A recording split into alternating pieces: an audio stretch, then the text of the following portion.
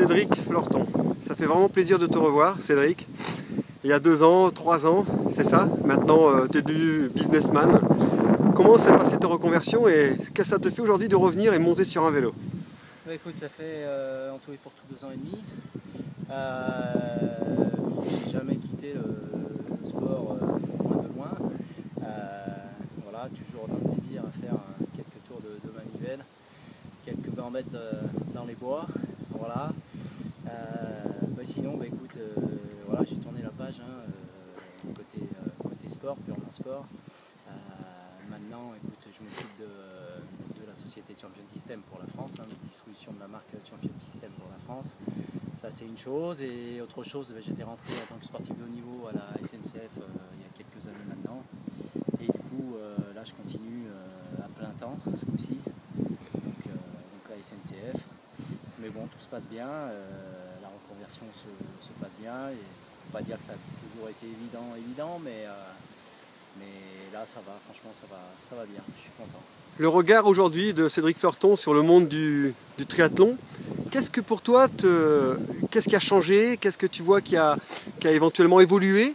L'histoire des Brownlee dans cette année olympique, la bataille avec Gomez. Qu'est-ce qui pour toi a changé par rapport à il y a 2 ans et demi, 3 ans, quand toi tu es encore dans le monde du triathlon? Disons que moi j'ai arrêté au moment où le triathlon courte distance prenait un bon virage, j'ai envie de dire, surtout dans les allures de course. J'ai vraiment l'impression que ça court bien plus vite, que les charges d'entraînement sont complètement je regarde ça d'une manière un peu impressionnée quand même, autant par la régularité que par les performances. Il y a vraiment des très très bons athlètes sur circuit. Je suis aussi toujours les Français avec qui j'ai couru, Laurent Vidal, Lidos, les autres. C'est vrai que je suis également impressionné par le fait qu'ils se rapprochent vraiment des meilleurs. Et je pense que là, ils sont vraiment dans une situation d'outsider, dans le sens où on va leur foutre un petit peu la paix en ce qui concerne la pression. Et je pense que j'ai bon espoir pour eux. Alors Cédric, on t'a connu aussi dans une euphorie avec ton VTT, puisqu'on se souvient de ta victoire sur la Coupe de Xterra sur Saint-Raphaël. Et tu prends toujours plaisir à faire du VTT. Et le monde du Xterra pour toi, le Xtree, ça monte en puissance aussi. Est-ce que tu as un certain regard dessus aussi? Est-ce que tu vois tes collègues d'antan, comme Olivier Marceau, toujours présent? Qu'est-ce que tu ressens aussi à ce niveau-là? J'ai toujours pensé qu'il y avait un gros potentiel dans ces courses. J'ai toujours pensé que c'était l'avenir un petit peu du triathlon, enfin du moins un bel avenir de ce côté-là. Et ce que je vois, c'est que ça se développe beaucoup. Voilà, il y a de plus en plus d'épreuves, de belles épreuves. Donc c'est bien pour le triathlon, ça fait découvrir le triathlon à une partie de gens qui ne connaissaient pas, les VTTistes, les trailers. Donc c'est bien. C'est bien. Après, est-ce que j'ai envie d'y revenir? C'est peut-être un petit peu ta question. Non, pas vraiment. Voilà, je prends beaucoup de plaisir à faire du sport un petit peu dans mon coin. Voilà, après, j'ai pas envie de fixer des objectifs personnels. Après, ceci dit, des petites aventures en équipe, des courses partagées, pourquoi pas. Parlons-en justement, puisque tu m'as lancé tout à l'heure un petit message par l'intermédiaire de ton ami Francky Batelier, qui est le mien aussi, et tu vas faire quelques courses en équipe, quelques duos. Il m'a parlé de la Cap Epic aussi. Ouais, bon, ça reste encore au stade du projet, mais voilà, dans l'esprit, c'est ce que j'aimerais faire, ce qu'on aimerait faire avec Francky. On a partagé pas mal déjà de bons moments ensemble au club de Sartrouville. C'est toujours super bien entendu et je pense que ça pourrait être vraiment sympa de faire ce type d'aventure maintenant. Cette année, donc, c'est une année olympique, Cédric, et comme tu as dit tout à l'heure, on a nos éléments français qui sont vraiment très sollicités cette année, avec des victoires comme Davidos ou Laurent Vidal, qui a fait dernièrement en Nouvelle-Zélande et en Australie.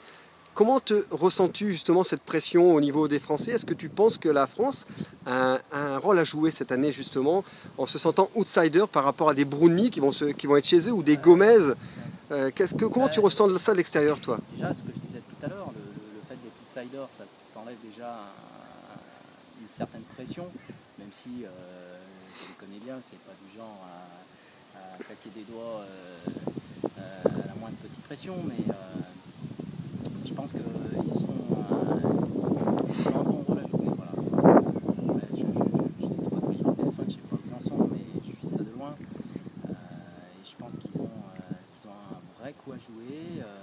Les Olympiades précédentes ont montré que justement les vrais favoris du moment, et le jour des Jeux, je connais pas, je suis jamais allé, mais le jour des Jeux c'est toujours des courses spéciales.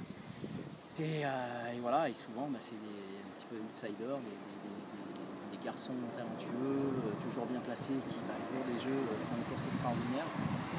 Donc j'espère que le scénario va se renouveler cette année avec une victoire d'un de ceux que j'ai cités, sachant qu'il y aura aussi un troisième homme.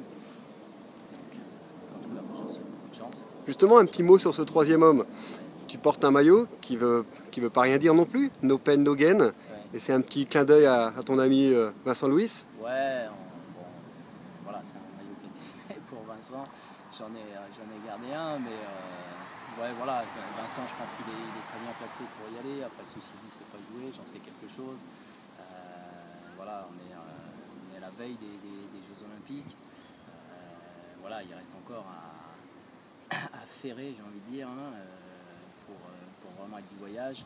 Donc voilà, je pense qu'il ne faut pas enterrer des garçons comme Fred ou comme Tony, qui sont là, qui, à mon avis, qui sont en train de tout mettre en place pour arriver, je crois, la date fatidique est là, les championnats d'Europe en forme, et prouver qu'ils ont leur place au jeu, tout simplement.